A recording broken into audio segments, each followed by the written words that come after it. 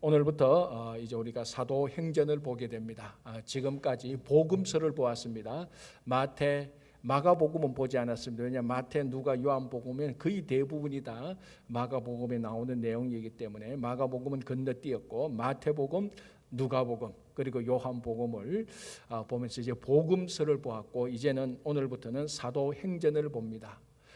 우리가 복음서는 이제 복음서입니다. 그냥 이제 복음을 중심으로 기록된 복음서. 사도행전은 신약 성경에 나타나는 유일한 역사책이죠. 사도들이 행했던 그 일들을 기억해 놓은 것인데 예수님께서 십자가에 달려 돌아가시고 부활하시고 그리고 40일 동안 이 땅에 계셨다가 승천하신 후에, 그러니까 예수님의 몸이 이 땅에 계시지 않고 대신 예수님께서 보내주신 성령께서 이제 사도들을 인도하셔서 사역하는 그 일들을 우리들에게 보여주는 책이 사도행전입니다. 그래서 오늘 이제 중요한 본문들을 좀 같이 읽으면서 이 말씀을 함께 나누도록 하겠습니다. 자, 1절을 보겠습니다. 이렇게 되어 있습니다.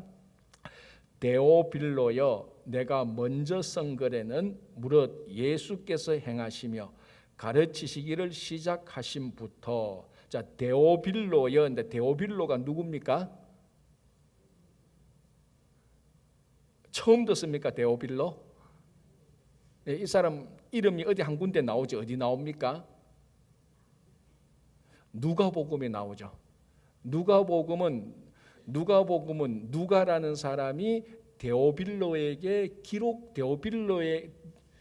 데오빌로에게 보낸 편지 형식으로 된 복음서가 바로 누가복음입니다. 그러니까 이미 사도행전을 누가 썼죠? 예, 저는 항상 질문 속에 항상 답이 다 들어가 있습니다. 사도행전은 누가 썼죠, 그죠? 누가 썼죠?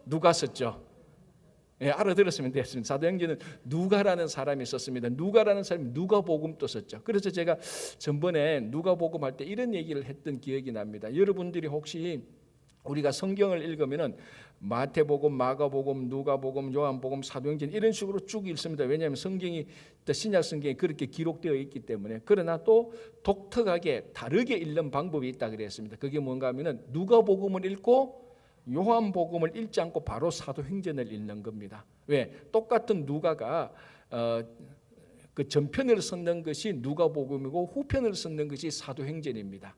그래서 똑같은 저자, 누가복음과 사도행전의 똑같은 저자는 누가였고 수신자도 똑같습니다. 그 사람이 누군가 하면 이 데오빌로라는 사람입니다. 아마 로마 사람이고 굉장히 높은 지위에 있는 사람으로 추정되고, 이 누가라는 사람이 데오빌로에게 자기가 보고 경험했던 예수님에 대해서 다 기록을 합니다. 이분이 진짜로 그리스도고 이분이 진짜로 메시아고 하나님의 아들의 땅을 기록했던 것이 누가복음이고, 누가복음을 다 기록하고 난 다음에 이제 예수님께서 승천하시고 난 다음에 그 다음에 사도들, 예수님의 제자들, 그 사도들이 어떻게 예수님의 뜻을 이어받아서 이 땅에 하나님의 나라를 이루셨는가, 그 하나님의 나라를 어떻게 확장했는가에 대해서 기록한 것, 이제 그 후편을 또 기록해서 또 그 데오빌로에게 전해주는 겁니다. 그래서 데오빌로 가카시여. 그래서 자, 그 다음 보십시오. 내가 먼저 쓴 글에는, 먼저 쓴 글이 뭐죠? 그렇죠. 그게 누가복음이죠. 데오빌로여, 내가 먼저 쓴 글에는, 자, 무슨 내용인가? 무릇 예수께서 행하시며 가르치시기를 시작하심부터 그가 택하신 사도들에게 성령으로 명하시고 승천하신 날까지의 일을 기록하였노라. 여기까지가 누가복음에 있는 내용이죠. 아니, 더 정확히 말하면 3절까지도 같이 포함되는 거죠. 봅시다. 그가 고난받으신 후에 또한 그들에게 확실한 많은 증거로 친히 살아계심을 나타내사 40일 동안 그들에게 보이시며 하나님 나라의 일을 말씀하시니라. 자, 요까지 이제 누가복음에 나타난 일들입니다. 예수님께서 제자들을 택하고 3년 동안 함께 동고동락하고 하나님 나라를 가르치고 보여주시고 고난받고 십자가에 달려 돌아가셨다가 40일 동안 계셨다가 승천하신 것. 그래서 마태, 마가, 누가, 요한 네 복음서가 있지만은 예수님께서 승천하신 것을 기록했던 복음서는 누가복음입니다. 그래서 예수님께서 성천하시고 그걸 이어받아서 후편을 기록한 책, 그게 바로 사도행전입니다. 이제 오늘 우리가 누가복음 그 복음서에 이어서 사도들이 이제 어떻게 예수님의 사역을 이어갔는가를 오늘부터 사도행전을 통해서 우리가 함께 이제 볼 겁니다. 자, 4절, 사도와 함께 모이사 그들에게 분부하여 이르시되 예루살렘을 떠나지 말고 내게서 들은 바 아버지께서 약속하신 것을 기다라. 자, 먼저 예수님께서 그 성천하시기 전에 사도들 또는 제자들에게 예루살렘에 한동안 떠나지 말고 예루살렘에서 너희들이 함께 모여 기다리고 있어라. 왜? 약속하신 것을 기다리라. 아버지께서 약속하신, 그게 바로 성령이죠. 성령께서 임하실 때까지. 이건 이미 우리가 요한복음에도 예수님께서 제자들을 위한 대제사장적인 중보기도를 통하여서도 이미 그게 나왔습니다. 그죠? 내가 하늘로 올라가야 보혜사 성령께서 오셔서 이제 하나님 나라의 사역을 하신다고 얘기하신 것입니다. 그래서 약속하신 것을 기다리라, 성령을 기다리라 되어 있습니다. 그래서 사도행전은 사도들이 성령과 함께 성령의 인도하심을 따라서 성령의 능력으로 그들이 행했던 것을 기록한 것입니다. 그래서 이 사도행전에, 우리 한국말로는 사도행전에 성령이란 말이 들어가지 않지만 사도행전을 읽어보면 실제적인 사역을 하신 분이 성령이라는 것을 확실하게 여러분들이 알 수 있습니다. 그래서 사도행전의 별명이 뭡니까? 성령행전이라고 말을 하죠. 그러니까 이렇게 볼 수도 있겠죠, 그죠? 누가복음은 예수행전, 그리고 사도행전은 성령행전. 굳이 또 더 우리가 분류 한번 해보자면 사도행전 이후에 지금까지 사역은 교회행전, 이렇게 보면 될 수 있겠죠. 자, 이 사도행전에 이제 사도 바울과 나중에 베드로와 바울이 이제 양대 산맥을 이루지 않습니까? 처음에 예루살렘 사역까지는 베드로가 주인공이 되고, 이후에 이제 이방 선교 사역은 바울이 이제 그 주요 인물이 되는데, 예루살렘 베드로와 바울이 사역을 할 때 이제 이 사도행전 이 기간 동안에 교회가 개척되어지고, 예수님께서 마태복음 16장에서 말씀하신 것처럼 예수님의 교회가 이제 세워지기 시작합니다. 이제 그때부터 교회가 세워지고 사역이 이제 서서히 이루어지고 교회도 이제 조직화되고, 이제 그런 이제 과정 중에 있으면서 복음이 사도행전 보면 로마까지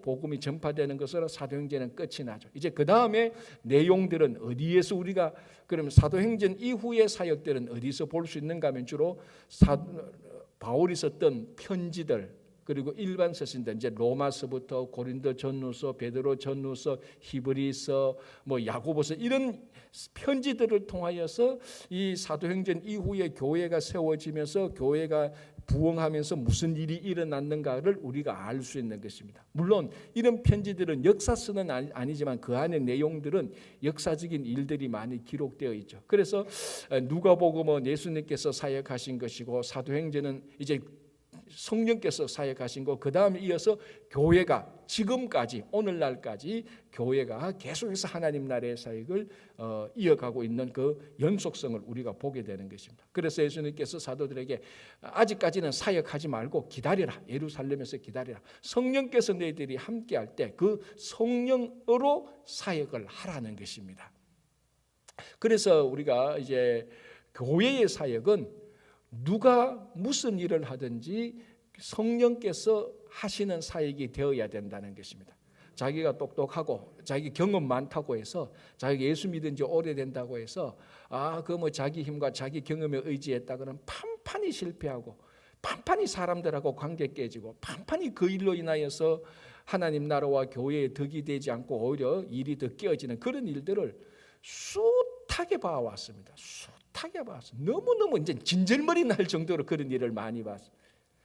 좀 능력이고 똑똑 경험 많다 그러면 성령에 의지하지 않고 자기 했던 일, 그리고 자기 아는 지식, 그게 마치 절대적인 것처럼 교회에서 이래라 저래라, 가만히 보면은 성령께서 인도하시는 성령의 음성을 듣고 성령에 의지하는 그런 태도와 그런 마음과 그런 행동이 보이지 않을 때 늘 목회자로서 어떨 때는 염려가 되죠. 인간적인 염려. 저 사람은 참 좋고 똑똑하고 능력이 많은데 성령에 의지하지 않고 일을 할 때 늘 이제 그게 갈등이 생기고 혼란이 생기는 겁니다. 그래서 예수님께서 사도들이 사역할 때 일단 스탑, 너희들이 예루살렘에서 기다려라. 성령 하나님께 아버지께서 약속하신 기다려라라고 예수님께서 엄중하게 명령을 하는 겁니다. 그래서 4절 끝에 내 아버지께서 약속하신 것을 기다리라. 요한은 물로 세례를 베풀어서나 너희는 맨날이 못 되어 성령으로 세례를 받으리라. 이제 그게 우리가 말하는 성령 세례를 받는 겁니다. 자, 6절 그들이 모였을 때 예수께 여쭈어 이르되 주께서 이스라엘 나라를 회복하심이 이때니까. 자, 이게 그 유명한 하나님 나라 회복에 대한 제자들의 질문이죠. 여전히 이때까지만요. 이때까지 해도 예수님께서 십자가에 달려 고난 받으시고 죽으시고 부활하시고 제자들과 함께 40일 동안 생활하는 그 과정 가운데서도 여전히 제자들이 오판하고 있는 것이 무엇입니까? 아직까지도 여전히 알지 못하고 있는 게 뭡니까? 하나님 나라가 뭔지를 모르는 겁니다. 예수님께서 이 땅에 오셔서 회복하고자 하는 그 나라가 어떤 나라인지 아직 이때까지도 모른다는 겁니다. 어떻게 보면 참 답답하죠, 그죠? 예수님과 3년간 동고동락을 하면서 같이 식사를 하고 같이 그분들한테 친음성을 듣고 이 십자가에 달려 돌아가시고 그리고 부활하신 것을 경험하고 그러면서 이 40일 동안 같이 머물러 있으면서도 아직까지도 이 제자들의 머릿속에는 예수님께서 하신 하나님 나라가 무엇인지 모르는 겁니다. 여전히 이 사람들은 정치적, 군사적으로 이스라엘이 회복되는 것을 기억하고 있습니다. 그래서 이스라엘 나라를 회복하심이 이때니까 이들 마음속에는 분명히 무엇이 있는가 하면은 로마를 뒤집었고 로마로부터 해방받는 정치적 군사적 해방 회복 그것을 기억했습니다. 그걸 의미하는 거죠. 아마 마음속에 이런 것들도 있었을 겁니다. 우리 구약 시대에 이스라엘 백성들이 바벨론에 포로 잡혀갔다가 그 바사 왕 고레스 왕의 칙령 해방 칙령을 통하여서 이 사람들이 바벨론에서 해방되어서 다시 가나안으로 오는. 그래서 우리가 이것을 제2 뭐라고 불렀죠? 제2 출애굽, 세컨 엑소더스였습니다. 첫 번째 엑소더스는 뭐였습니까? 애굽으로부터 나온 것이고 두 번째 출애굽은 바벨론으로부터 나온 것이고. 자, 오늘 이 제자들의 질문은 뭘 연상시킵니까? 세 번째 출애굽을 연상시키고 있습니다. 어디로부터 해방하는 거? 로마로부터 해방하는 거. 이거 아닙니까? 우리 조상들도 그거 경험했지 않습니까? 출애굽 모세를 통하여서 애굽으로부터 해방을 받았고 그리고 우리 그 여러 선지자 1차, 2차, 3차를 통했을 때 뭐 느헤미야도 왔고 에스라도 왔고 뭐 여호수아라도 하는 이런 제사장이 와서 그 성전을 세우고 성벽을 세웠던 그 출애굽 그 두 번째 출애굽 바벨론부터 해방했던 것. 이제 그럼 세 번째 로마로부터는 예수님으로부터 우리가 해방을 받는 것. 자, 이제는 됐죠. 부활하셨고 우리와 함께 있었고. 자, 이때입니까? 이스라엘 나라를 회복하심이 이때입니까? 지금 아니겠습니까? 여전히 정치적 군사적 회복, 로마로부터 해방받는 애굽과 바벨론으로부터 해방받는 그런 것을 꿈꾸고 있었고 거기에 대한 컨펌을 지금 하는 겁니다. 자, 7절 예수께서 이르시되 때와 시기는 아버지께서 자기의 권한에 두셨으니 너희의 알 바 아니요. 자, 때와 시기 언제입니까? 이때입니까라고 할 때 그 때와 시기는 아니다라고 말을 하고 그리고 너희 알 바가 아니라 말하고 그 하나님 나라가 이제 예수님께서 회복시킬 나라의 본질이 어디 나타난가 하면 그게 그 유명한 사도행전 1장 8절에 나타나는 겁니다. 오직 성령이 너희에게 임하시면 너희가 권능을 받고 예루살렘과 온 유대와 사마리아와 땅끝까지 이르러 내 증인이 되리라 하시니라. 이 말씀을 마치시고 그들이 본 대로 하늘로 올라가셨습니다. 하나님 나라는 지금 로마로부터 해방하고 그 정도 수준이 아니고 땅끝까지 이 예루살렘으로부터 시작해서 유대와 사마리아와 땅끝까지 이르러서 복음이 전파되는 그것이 하나님 나라지. 이제는 뭐 애굽으로부터 이 땅의 나라에는 애굽으로부터 뭐 로마로부터 바벨론부터 그런 정도의 회복이 되어서는 하나님 나라가 이루어진 적이 없다는 것입니다. 그래서 이 말을 가만히 생각하면 지금 이 제자들에게 뭘 맡긴 겁니까? 이 제자들은 자기가 생각하고 있었던 제3의 출애굽을 자기들이 감당해야 되는 겁니다. 물론 제3의 출애굽하는 것이 의미는 다르죠. 로마 애굽으로부터 바벨론으로부터 해방하듯이 로마로부터 해방하려는 그런 제3의 출애굽이 아니고 제3의 출애굽, 이 사람들이 생각하는 표현대로 말하면 제3의 출애굽, 진짜 출애굽, 진짜 자유와 해방은 로마로부터 해방이 아니고 복음을 땅끝까지 전함으로써 이 세상을 해방하고 자유롭게 하고 하나님 나라로 회복하는 것입니다. 그러니까 이 사람들 로마로부터 해방이 자기들이 진심으로 자유롭게 진짜로 하나님의 자녀로 사는 것이라고 생각했지만 예수님은 그런 방식이 아니고 복음이 땅끝까지 전해질 때에 진짜 이 땅이 하나님 나라가 회복된다는 것입니다. 그리고 그 사역이 지금 오늘날까지 우리들에게 온 겁니다. 뭐 어느 나라로부터 특정 세력으로부터 정복하고 이기고 그런 차원이 아니고, 그죠? 자, 그래서 8절에 오직 성령이 너희에게 임하시면, 아까 예수님께서 말씀하셨죠. 하는 아버지께서 약속하시길 기다려라. 똑같은 맥락입니다. 성령이 임하시면, 자, 이게 전제 조건이라는 것을 계속 기억하셔야 됩니다. 사도행전은 그래서 성령 행전인 것처럼 제가 조금 전에도 말씀드린 것처럼 자기 경험, 그래도 내가 사역을 이만큼 많이 해봤지, 자기 지식, 내가 성경은 내가 제일 잘했지, 자기 기도 능력, 내가 기도 제일 많이 하지. 여러분 그거 싹 필요 없습니다. 성령께서 하시는 겁니다. 신앙생활을 오래 하면 오래 할수록 깊은 함정이 파이는데 그게 바로 자기 함정에 자기가 빠지는 겁니다. 너무너무 우리 주변에 이런 일을 많이 보는 거죠. 그래서 약속하신 것을 기다려라. 그리고 8절에 오직 성령이 너희에게 임하시는, 딱 조건은 하나입니다. 성령이 임하시는 거지 네가 똑똑하고 네가 공부 잘하고 네가 뭐 경험 많고, 오직 네가 경험이 많으면, 오직 네가 지식이 많고, 오직 네가 똑똑하면은 너희가 권능을 받고, 그게 아니고 오직 성령이 너희에게 임하시면 너희가 권능을 받고, 무슨 권능? 성령의 권능이죠. 성령의 권능을 받고, 자, 이게 대전제 조건입니다. 이 사도행전을 읽을 때 이거를 놓치면은 우리는 계속해서 사도행전 1장부터 다시 읽어야 돼요. 오직 성령이 너희에게 계시면 너희가 성령의 권능을 받고, 자, 예루살렘과 온 유대와 사마리아와 땅끝까지 이르러 내 증인이 되리라. 증인이 됨으로, 다시 말씀드린 증인이 됨으로 말미암아 진짜 출애굽의 원래 목적을 달성하게 되는 겁니다. 복음이 땅끝까지 가서 진짜 어둠과 사망과 모든 저주로부터 다 해방되는 하나님 나라가 회복되는 거죠. 그래서 앞으로 이 사도행전은 바로 사도행전 1장 8절에서 예수님께서 말씀하신 이 순서대로 복음이 전해지는 겁니다. 예루살렘과 온 유대와 사마리아와 땅끝까지 복음이 이렇게 쑥 이제 나가기 시작하는. 자, 근데 여기서 한 가지 우리들이 제대로 이해해야 되는 게 뭔가 하면은, 복음이 예루살렘 다 전하고, 그 다음에 온 유대라 그랬으니까 온 유대 다 전하고, 그 다음 사마리아 다 전하고, 그리고 땅끝까지 다 전해야 되는 이런 걸 말하는 겁니까? 이게 아니에요. 이런 방식으로, 이런 순서로 복음은 쫙 가지만은 어느 때가 되면은 이게 동시적으로 같이 작동해야 되는 겁니다.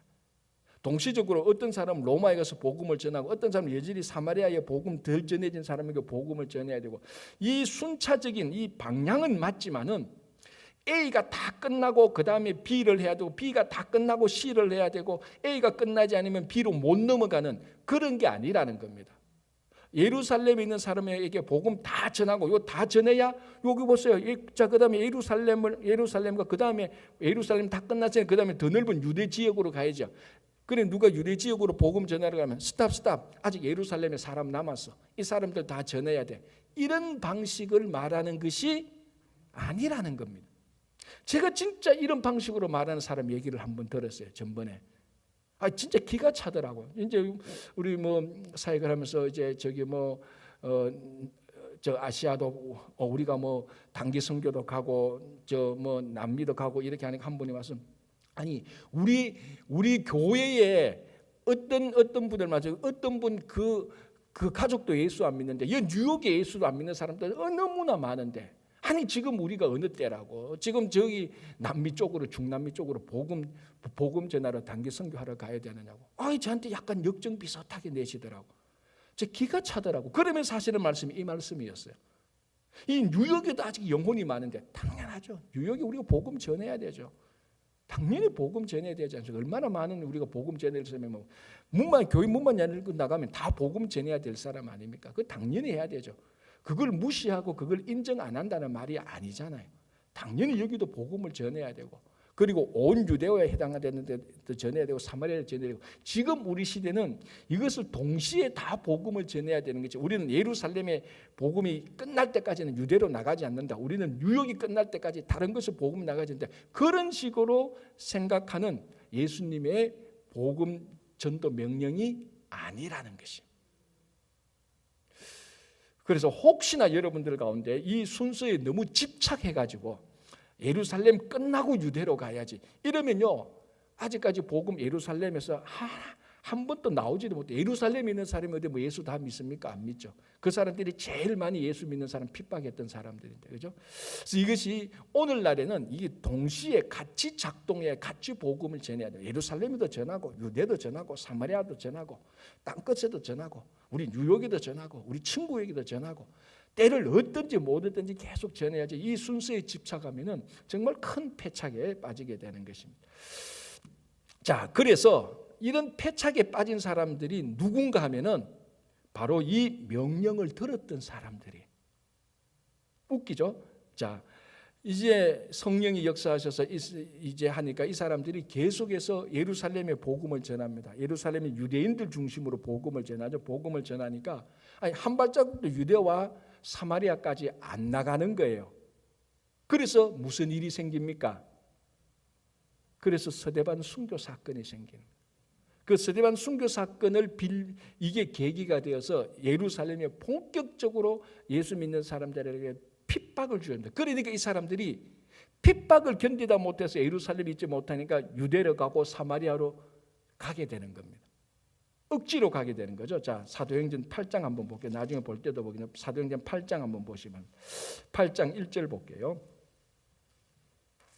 사울은 그가 죽임 당함을 마땅히 여기더라. 자, 여기서 그가 죽은 사람은 누굽니까? 스데반이죠. 이때까지 아직 사울이 바울 되기 전이었으니까 스데반이 자기 앞에서 죽는 겁니다. 돌 맞아 죽는 것을 마땅히 생각했습니다. 자, 그 다음에 그날에 예루살렘에 있는 교회에 큰 박해가 있어 사도 외에는 다 유대와 사마리아 모든 땅으로 흩어지니라. 자, 이게 사도행전 1장 8절. 예루살렘과 온 유대와 사마리아와 땅끝까지 갈 때 유대와 사마리아까지 스데반 순교 사건을 통해서 성령께서 강제로 흩어버립니다. 계속 예루살렘만 머물러 있으니까 아까 제가 말했는 것처럼 우리 예루살렘에 다 복음 전하자. 예루살렘 유대인 복음 다 전하고 그 다음에 유대로 가고 이런 방식으로 생각은 안 했을 수 있었겠지만 어쨌든 예루살렘을 떠나지 못했습니다. 안 떠나고 있으니까 스데반 순교 사건을 통해서 성령께서 강하게 이 사람들을 흩어버려요. 사도들은 예루살렘에서 아직 해야 될 일이 남았으니까 사도들만 남고 나머지 예수를 믿는 12제자가 아닌 사도들은 유대로 가고 사마리아를 가고 이제 이러면서 복음이 다메섹으로도 가고 복음이 안디옥으로도 가고 복음이 이제 막 전파되기 시작하는.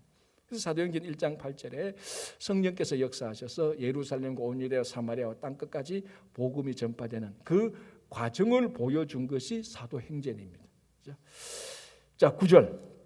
이 말씀을 마치시고 그들이 보는 데 올려져 가시니 구름이 그를 가리어 보이지 않게 하더라. 11절. 이르되 갈릴리 사람들아 어찌하여 서서 하늘을 쳐다보느냐 너희 가운데서 하늘로 올려지신 이 예수는 하늘로 가심을 본 그대로 오시리라 하였느니라. 자, 승천하시면서 무엇을 약속하십니까? 재림을 약속하시는 겁니다. 그리고 재림 때 어떻게 오신다고요?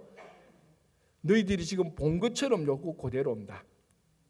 여기서 중요한 것은 구름이 이렇게 감싸고 저렇게 감싸고 구름이 2개 오고 3개 왔거나 그게 아니고 이 예수님께서 성천하신 것이 사적으로 성천하십니까? 비밀로 성천하십니까? 공적으로 성천하십니까? 공적으로 공개적으로 지금 모든 제자들이 다 보는 겁니다. 보는 것에서 성천하신 겁니다. 나중에 오실 때도 사람들이 보는 데 가운데서 오는 겁니다. 제가 그래서 늘 예수님께 그 예수님의 재림은 비밀로 누구 믿음 좋은 사람들한테 특별히 오는 게 재림이 아니다는 겁니다. 이 사람들이 여기에 잘 혹가요. 야, 너 믿음 좋구나. 너 믿음 좋으면 예수님 오신 것을 볼 수 있을 거야. 그래서 이 예수님께서 일반 사람들한테 예수님이 나타나봤자 저 사람들 믿음 없으니까 예수님이 오신 것도 못 믿어. 그러니까 믿음 좋은 사람들한테 그 예수님이 오신 것을 예수님께서 보이신 거야. 그 말에 혹해서 넘어간 사람들이 숱하게 많이 있습니다. 이제는 뭐 이제 그런 말에 그 현혹되는 사람들이 별로 없지만, 그럼에도 불구하고 교리적으로 교묘하게 파고들면 또 여기에 또 넘어갈 사람들이 여기에는 없겠지만, 여기에는 한 분도 안 계시겠지만 다른 데는 있을 거라고. 여러분, 예수님의 재림은 공적으로 오십니다. 뭐 신천지 자기들끼리 모이고 아무리 믿음 좋아도 그 사람들한테 비밀적으로 오는 건 아니에요. 부활하신 예수님께서 제자들이 나타난 그 그룹들에게 이렇게 오신 적은 있지만, 재림하신 예수님께서는 공적으로 사람들이 보는 가운데서 오시는 것입니다. 그래서 거기에 한 번 더 말씀드리지만, 제가 이 말 나올 때마다 말씀드립니다. 혹시나 한 명이라도 현혹되어서 갈까봐 예수님의 재림은 성천하신 것처럼 공적으로 재림하는 거예요. 어느 비밀단체에 예수님께서 오셨다, 그 사람들만 안다, 야, 너 믿음 좋으니까 너는 볼 수 있지 않겠느냐, 그 말에 결코 현혹되지 마시기 바랍니다. 분명히 명백하게 말합니다. 이 예수는 하늘로 가심을 본 그대로 오신다라고 말합니다. 자, 이제 드디어 예수님께서 성천하셔서 예수님의 실제적인 몸은 이 땅에 없습니다. 자, 이제 12절. 제자들이 감람원이라 하는 산으로부터 예루살렘에 돌아오니 이 산은 예루살렘에서 가까워 안식일에 가기 알맞은 길이라. 13절. 들어가 그들이 유하는 다락방으로 올라간. 자, 이제 이 다락방이 우리 한국식 다락방하고는 판이하게 다릅니다. 이게 다락방, 사실 우리가 말하는 다락방하고 완전히, 우리 다락방은 그 가면 뭡니까? 꿀단지도 있고 사실 창고 역할을 하는 거죠. 그래서 거기 다 올려놔서 그 어머니한테 꾸중 들으면 이제 다락방이 몰래 혼자 가서 그 구석에 숨고, 그런 다락방이 아니라 몇 명이 모이는 거, 120명이 모이는 거. 아마 이 정도 이런 다락방일 겁니다. 이제 공개적으로 넓은데 거기서 모여서 뭐 합니까? 다락방 기도회를 하는 거죠. 약속하신 성령을 기다리면서 이 120명이나 되는 사람들이 모여서 성령께서 오실 때까지 계속 기도합니다. 언제 성령께서 오셨죠? 오순절 날. 이제 마태복음 저는 사도행전 2장에 뭐 오순절 날이 이르를 때 약속하신 성령께서 오십니다. 그런데 그 성령께서 오실 때까지 120명이 그 다락방에 모여서 계속해서 기도를 하고 있는 것입니다. 자, 볼게요. 13절. 들어가 그들이 유하는 다락방으로 올라가니 베드로, 요한, 야고보, 안드레와 빌립, 도마와 바돌로메, 마테와 및 알페오의 아들 야고보, 셀로딘 시몬, 야고보의 아들 유다가 거기 한 사람이 빠졌죠. 누가 빠졌습니까? 예, 가룟 유다가 빠졌죠. 가룟 유다는 이제 예수님을 배반하고 자기 자책감, 죄책감을 견디지 못해서 자살해서 사라졌으니까 그 빠졌고, 그리고 누가 있습니까? 여자들과 아마 막달라 마리아, 수산나, 요한나 이런 여자들, 예수님의 십자가상에 그 예수님께 십자가에 달려 돌아가실 때 그 십자가를 방문했던, 그리고 평소에 누가복음을 보면은 이 몇몇의 여자들이 예수님을 계속 물질적으로 도왔던 것들이 아마 누가복음 8장에 보면 나옵니다. 그런 여자들, 그리고 예수의 어머니 마리아와 예수의 아우들과 더불어 예수의 아우들. 자, 분명히 여기서도 말합니다. 예수의 아우들이라고 말합니다. 야고보, 요셉, 시몬, 유다.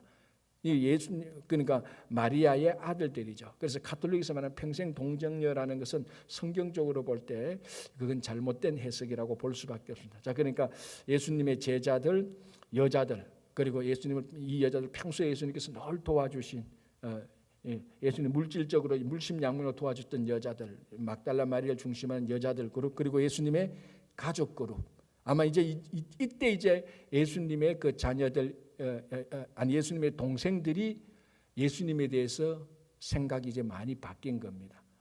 정말 우리의 형님 되시는 예수님께서 우리하고 똑같은 사람이셨지만 바로 그분이 메시아였구나. 라고 고백 이제 하면서 같이 모이고, 나중에 사도행전 회의 때 그 사도행전에 나오는 예루살렘 회의 때에 굉장히 중요한 역할을 하는 한 사람이 나옵니다. 야고보, 그 예수님의 동생 야고보가 나오게 된 거예요. 자, 그래서 이렇게 이 사람들이 모여서 이제 기도회를 합니다. 14절 끝에 더불어 마음을 같이하여 오로지 기도에 힘쓰니라. 자, 이제 이런 내용들이 앞으로 사도행전을 보면 많이 나타납니다. 기도에 힘쓰고, 바울과 실라가 감옥에 갇혔을 때, 어렵고 힘들 때, 핍박을 받을 때, 사면 초가에 빠졌을 때, 이 사람들은 전적으로 기도에 힘쓰면서 기도의 능력으로 살아가게 되는 것. 그래서 계속해서 앞으로 사도행전에서 어렵고 힘들 때마다 기도하는 그런 모습들을 보게 되는 겁니다. 오늘날 우리가 반드시 따라가야 될 신앙의 모범입니다. 어렵고 힘들 때 오로지 기도에 힘쓴. 자, 이 기도에 힘쓴다는 것은 그 하는 그 순간에 기도에 전적으로 애썼다는 말도 되지만, 기도에 힘쓴다는 것은 지속적으로 기도했다는 말도 됩니다. 오순절날이 될 때까지 오늘 하루 열심히 기도 다 하고 그만이 아니고 계속해서 기도하는 거예요. 지속적으로. 그래서 우리가 어떤 기도 제목이 있으면 그 기도 제목에 하나님께서 응답하실 때까지 계속해서 기도하지 않습니까? 한 번 하고 응답 안 왔다고 해서 한 번 해서 별로 감동 없다고 해서 그만두는 게 아니고 계속해서 기도하는 것. 그래서 여기서 기도에 힘썼다는 것은 집중적으로 기도했다는 말도 되지만 지속적으로 기도했다는 말도 되는 겁니다.